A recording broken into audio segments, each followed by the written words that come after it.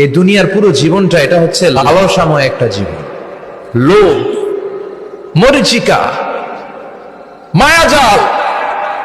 এই মায়াজালে আমরা আটকে আছি, ফলে মৃত্যুর কথা আমরা ভুলে গিয়েছি।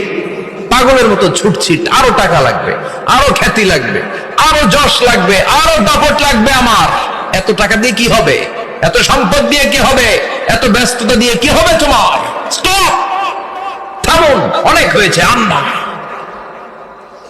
থামুন, take a rest and think about death.